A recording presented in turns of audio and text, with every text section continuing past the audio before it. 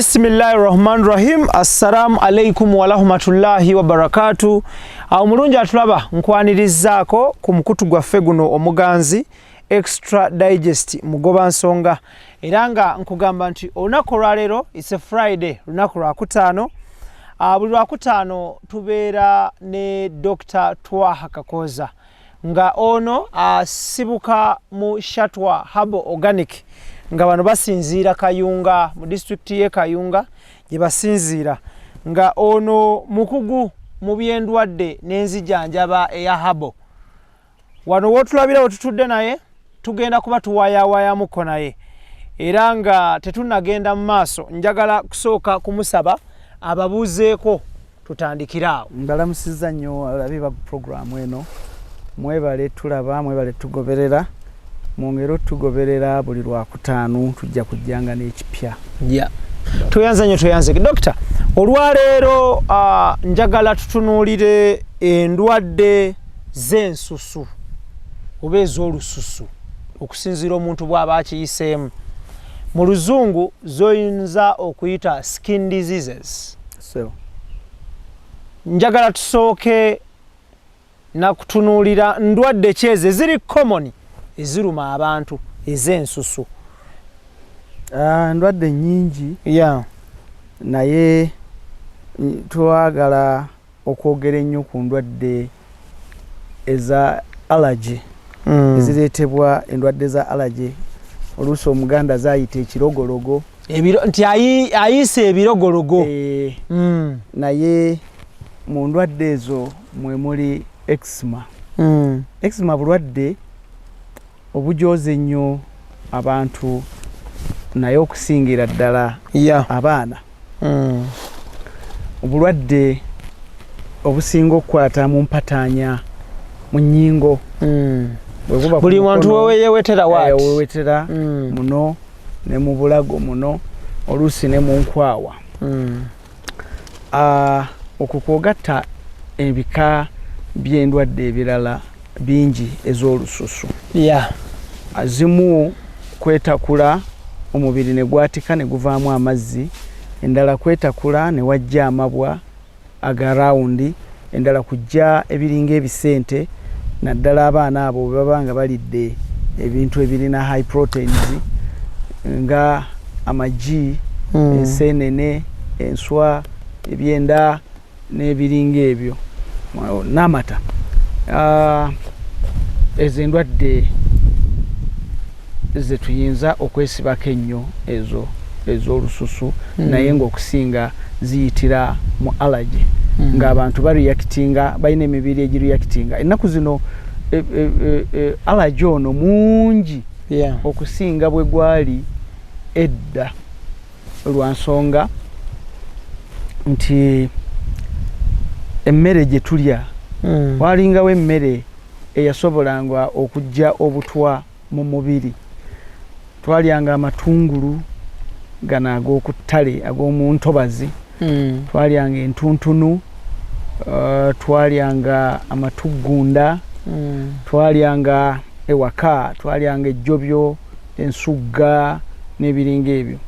Naye olwaleero abantu tulya chicken chips beef liver ne chicken yennyini eyogerwako nayo teyafuna mukisa gulya ku ddoodo nti omusangemu teyayota musana. Kati eyo yemmere gye tulya. Ate ne chicken ne bagikuwa ng'ejjudde butto omuyitirivu. Ejjudde butto.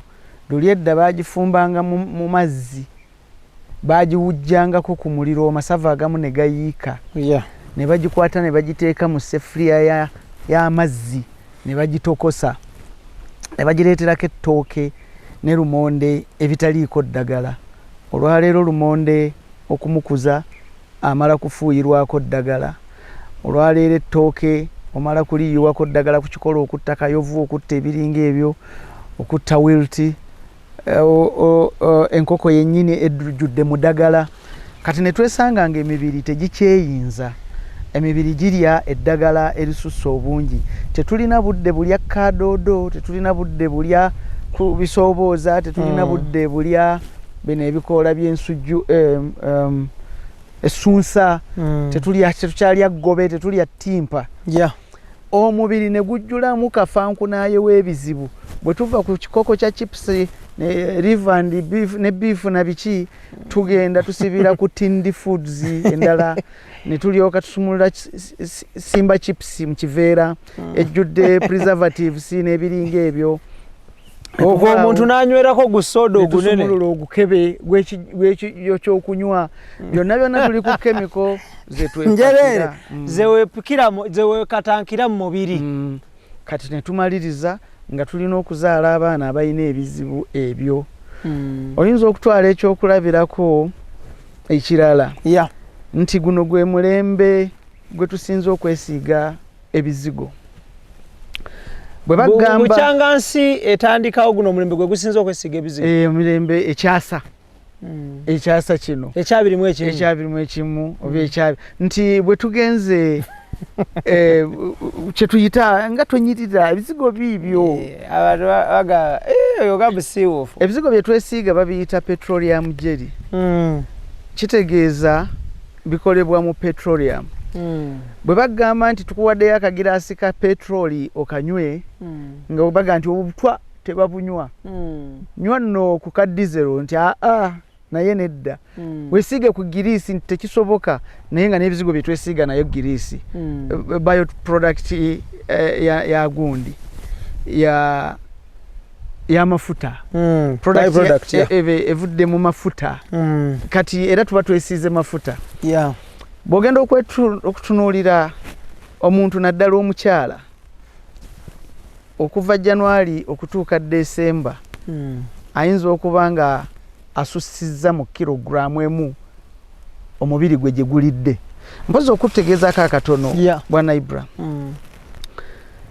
ebintu ebisinga obungi ne bw'oba tobiridde n'obyesiiga okugeza tulina akaddo wano bakayita minti zirimu ebika naye ekika kya minti kyonna n'okiteeka mu mazzi n'ogatuulamu eddakiika 3 n'ogavaamu n'ogenda wali n'ofuuyisa omusulo ne bagupima basangamu minti so nga ate amazzi otuddemu matuule kateebereza ebizigo bye twesiiga omubiri ne bizibya enkeera abakyala beesiiga ku makya ne mu ttuntu n'ekiro makya mu ttuntu kati omwaka gwako ng'alidde kiro 3 ez'ebizigo ate oyo yagenda okwetikka omwana mu lubuto kati chemical ziri muli zikola ebitagasa ziri munda mu mubiri zimutambula nga bumanya amafuta bwe gatambula oba ebizigo bwe bitambula biyingira nga biyita mu butuli bwaffe obw'olususu bikyusa chemicals nyingi munda muffe tulina chemical Katonda ziyatukolera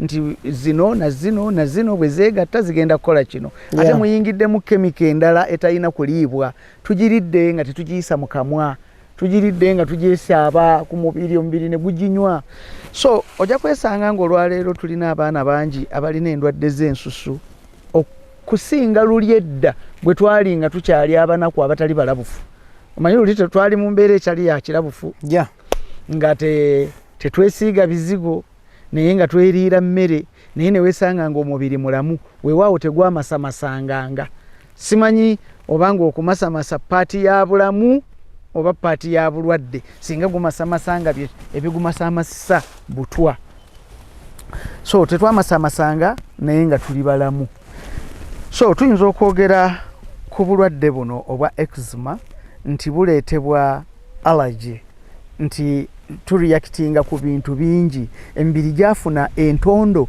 olw'okuginafuya nga tugiteekamu ebintu ebitali bya mugaso nnyo nga ebyomugaso tubirese wabweru kakati abatulaba baagala kumanya endwadde zino ebiseera ebisinga bangi bafuna endwadde zino ne bazimirira amakerenda bazijjanjabe nga bava munda nga badda ku sikiini kungulu kuno bangi bafuna eddagala nga lyakwesiiga ku sikiini kuno kunaaba oba bizigo bakwesiiga gw'ojjanjaba otya endwadde zino ez'ensusu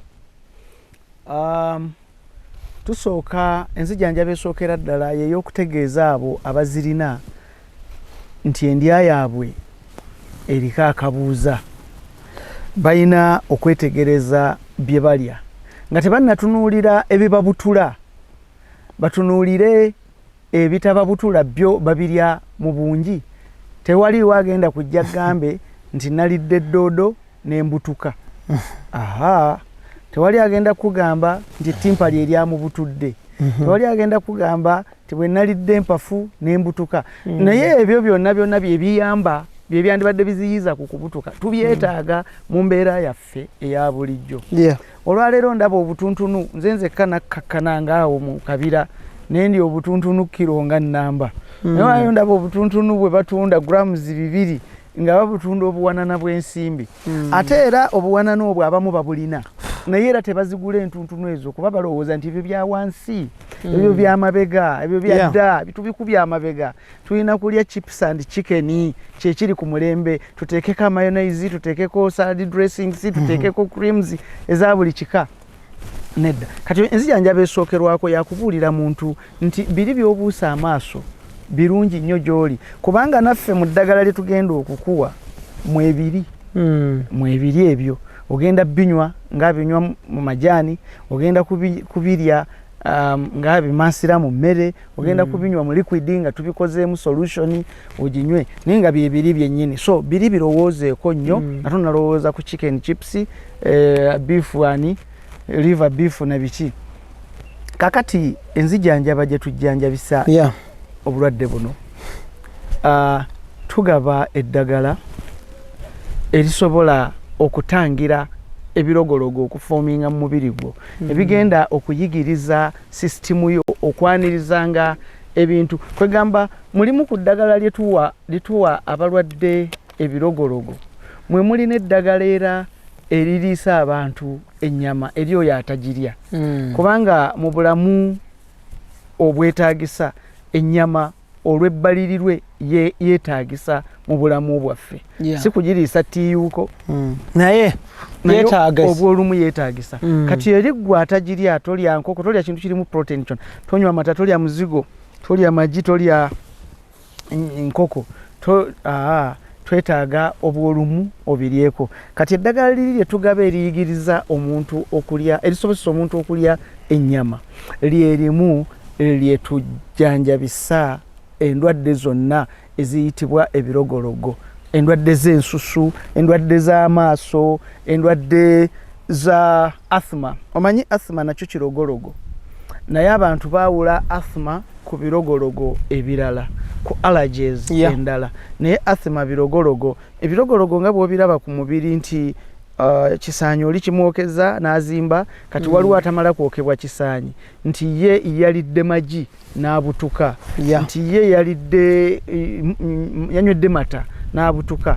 Kati ebirogologo ebyo byolaba kungulu bye bimu n'owa asthma byafuna nga bibutuka okuva mu mumiro okutuuka mu mawuggwe, era ataaka ezo zisobola n'okutta omuntu nti amawuggwe obutuli obutwala omukka bwe buziba nga babuzimbyeko, ekirogologo kizimbyeko kyekimu kizimba ne mu bulago omuntu aziira, kyova owulira wisooza ezo ng'omuntu assa owa asthma cwi kubanga waliwo okukaka okuyingiza empewo. Empewo naye yentono ekakiddwa n'eyingira teba ya mugaso mu bulamu kubanga etuuka eyokya. Ate nga amawuggwe gandikoze nga radiator ewoza empewo then oluvannyuma egisaasaanye mu musaayi. Kakati kitegeeza nti empewo eyingira mu musaayi ng'eyokya ate n'ofuna obukoowu wadde nga tolina mulimu gwe wakoze n'ekivaamu kukorapusinga. Kati enzijanjaba ey'ebirogologo ey'ensusu y'emu etwalizaamu n'endwadde ya asthma. Sebo tujjanjaba nga omuntu mu eddagala ery'okunywa ebimu ku middo gyaffe gino n'ebiti tubikolamu oiro ate oyo ye n'abeera wakusiiga ku mabwaga agazze agaleeteddwa endwadde ezo ez'olususu ate eddala ne libeera lyakuliira mu mmere. Kakati abatulaba bano balyagadde okumanya bw'oba wakujjanjaba skin disease yonna okusinziira ku muntu obulwadde oba bumuluma otwala bbanga ki ng'ojjanjaba obulwadde buno omuntu bw'ava ku ddagala ali most likely facing wa challenge bw'alivaako nga tannawona? Atusoke tunyonyole okuwona kw'ebirogorogo oba kwa allergy. Okuwona kwa allergy kutunuulira ebintu bingi. Tutunuulira enneeyisa yo mu mbeera ya bulijjo. Emmere gy'olya n'ebiringa ebyo tuyinza okusooka okubuulira mu bbanga ery'emyezi 6 erisooka ebintu by'olina okugoberera. Oluvannyuma oyinza okubikyusa naye at least kiyinza okukutwalira ng'omaze okunywa eddagala lyaffe kiyinza okukutwalira emyaka wakati w'5 ne 10 okuddamu okufunayo obuzibu obufaanana bwe butyo. Ekyo nakyo nga kiva ku nneeyisa gy'ogenda okweyisaamu. Naye bw'oba weeyisiza bulungi ng'ebintu wabitegeera obulwadde buyinza obutaddira ddala. Kati obulwadde okulaba enjawulo etandikira mu ssaawa 6 anti waliwo acute nti omuntu gwe tutandikiddeko okujjanjaba ali mu mbeera ki ku ssaawa eno tumukwatiddeko. Katugeze ebirogologo ebyo ebizimba bikuzimbye mu bulago bikuzimbye mu mawuggwe ekyo kitwala wakati w'essaawa 1 n'essaawa 6 ebyo kusooka okuvaawo. Naye tekitegeeza nti olwo obulwadde buwonye. Kati awo n'ogenda mu maaso n'okunywa eddagala. Kati eddagala lino katwogere ku muntu owa eczema alina yakuba amabala yakuba biki oyo kiyinza omutwalira emyezi 6 okutereerera ddala. Era y'omu n'owa asthma era naye ayinza okutwala emyezi 6 kubanga lwaki asthma tumugasse mu kintu kino nti kiri ekintu kimu ekyawula amannya ekyawula ennuma. Nga bwe banaagamba nti gyonna misota naye lino ssalambwa eno nswera. Enzijanjaba eyinza obutayawukana nnyo. Oba nti kino omusagwa gubumutadde ku bulago ate ono bamulumye ekigere nti omusaayi we gunaatambulira okutuuka ku mutima oba ku bwongo kitwalamu akabanga okusinga omusaayi oguva ku bulago okutuuka ku bwongo ne ku mutima gwanguwa. So enzijanjaba eyinza kukyukamu awo naye nga byonna tusigala tujanjaba ekintu kyekimu butwa oba venom. Very good. Okay. Omulungi yatulaba tuli ne Dr. Twaha Kakooza era nga olw'okutaanulwa naffe olw'olunaku olwaleero tusazeewo tutunuulire kye bayise skin diseases, endwadde ezikwata ensusu. Zibeera mu baana abato, mu bantu abakulu, mu bakyala n'abaami. So watunnyonnyola ajjanjaba atya. Nja kwekwasa kati ninnya emabega wali wiiki ng'emu oba 2 emabega wayogera ku majaani agayamba abantu okunywa ku caayi ne gaba boostinga mu mubiri mu misiwa mu bitundu ebyenjawulo. Zino endwadde za skin oyinayo ebizigo ebiri special. Tulina oil tumutabula mu wax beeswax ne tumutabula tulina shea butter byonna beeswax byegundiza enjuki. Eki wax oyo ow'enjuki oba twandimuyise tutya mu ngeri endala. Ne shea butter oyo tulinayo oil akolebwa mu nazi n'emidde emirala. Kati oil oyo bwe tubitabula ebyo tusobola okubiteekamu eddagala lyaffe omuntu lyasooka okwesiiga okubuza enkovu zino ezaleetebwa okwetakula kweyetakulidde emyaka 10-20 aba yafoominga ebikovukovu. Ate awo ekyo kirala kyoyongeddemu ekyenkovu. Enkovu zino eza eczema za njawulo ku nkovu oba ezaleetebwa omuliro oba ekiti kyamufumita eza njawulo. Ezo tozikolako? Tuzikolako naye za njawulo era n'obujjanjabi bwazo bwa njawulo. Naye kati zino eza eczema oba ez'endwadde endala ez'olususu. So tulina ebizigo byaffe ebikolebwa mu birime ebitasimibwa busimibwa mu ttaka. Bwe tuba tujjanjaba endwadde bwe zityo ate tetwandyagadde twongereko ebizibu ebirala nga tukozesa ebizigo ebisime mu ttaka. Extra Digest mugoba nsonga IBRAH Mukasa gemanya gange olwayo tusazeewo tutunuulire kye bayise skin diseases. Abantu bangi nnyo obeera awo nga olina ekirwadde ekyakulemerako ku skin naye nga bw'oba oyambadde omuntu asobola kulaba weebikka bulungi nnyo. So dokita atunnyonnyola nti omunnyonnyola bunnyonnyozi nti skin yange eri bweti oba eri bweti oba eri bweti, then from there ye aba atandikira awo n'alaba ekyokubanga akolera at the end of the day. Tusazeewo tuzitunulire era atubreakingira down. Tutunulire tujja kuddayo ku nzijanjaba y'endwadde zino eza skin. Ebiseera ebisinga abantu bagezesezza ebintu okusinziira ku mikwano. Oli n'agamba nti anze nayina ekyokulabirako, oli ayinza okugamba nayina oluumu.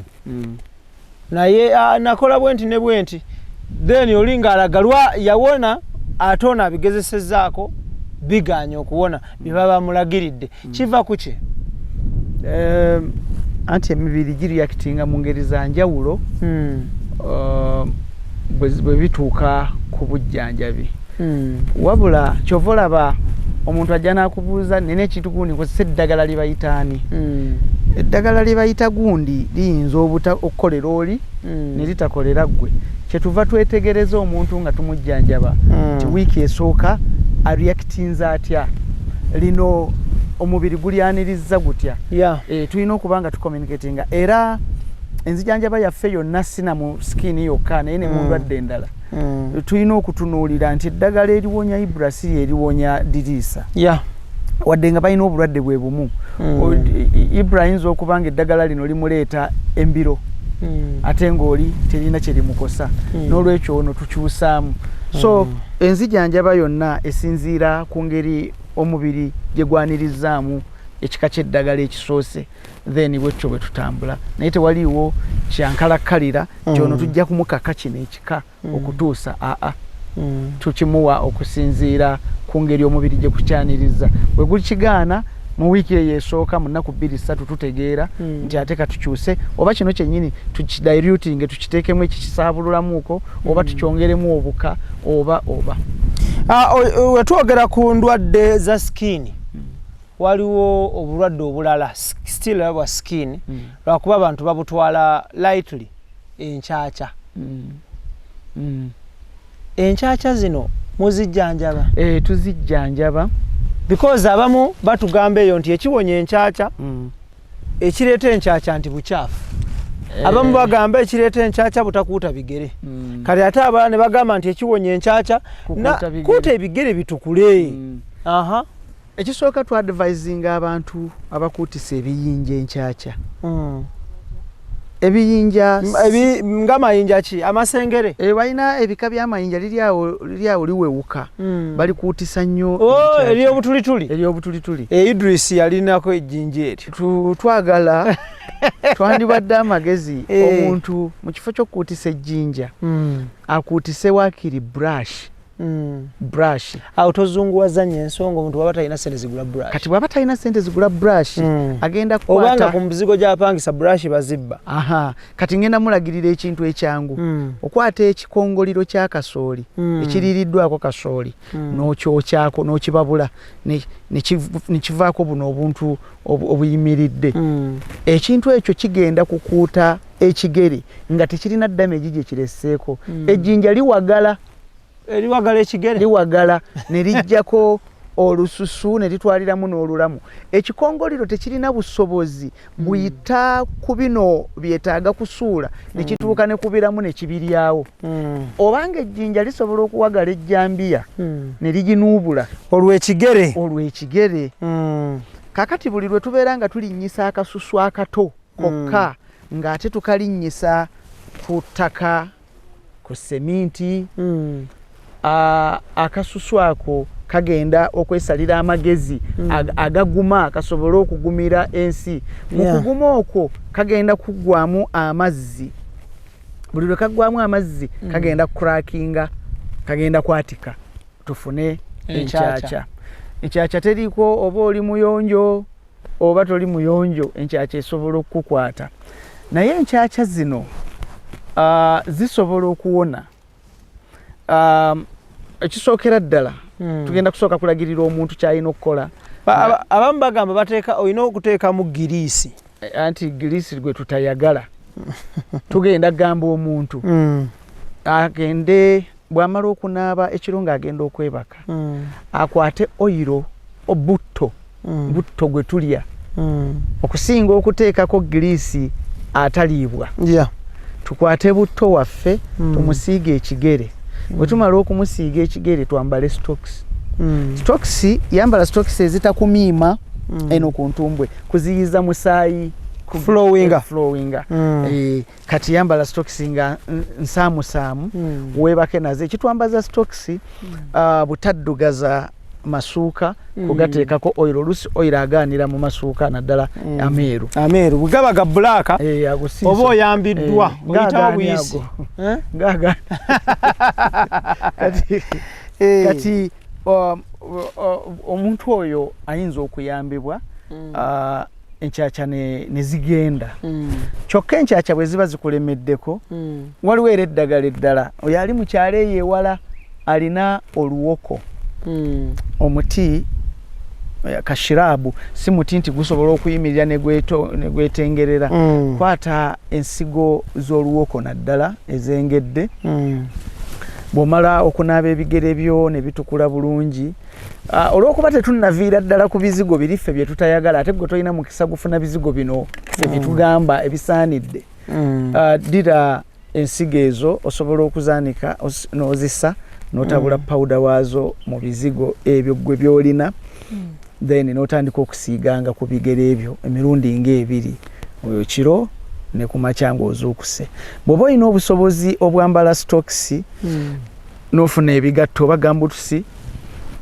kikole okumala ndowooza nga wiiki emu enkyakya zijja kuba zigenze kyokka eriggwa atabisobola ebyo ate osobola okujja ne tukufunira eddagala eriwonya enkyakya zo okay tweyanziza nnyo tweyanzeege abalungi abatulaba tetugenda kubanga tusukkawo olunaku olwaleero tubadde tutunuulira skin diseases oba endwadde z'ensusu waawaawo tuzingiddemu n'enkyakya abamu balina enkyakya nno paka ku mu ngalo naye ng'enkyakya era nayo yandibadde endwadde ya lususu waliwo n'abalina enkyakya waliwo ebifaanagana ng'enkyakya ku magulu naye ng'ezo ndwadde za allergies okusinga era naye byonna bigendera wamu okay kale takatalekeka mugaba mu luzungu ze stretch marks nayo skin disease aye nno kikwewuunyisa amawanga agamu gaziwaana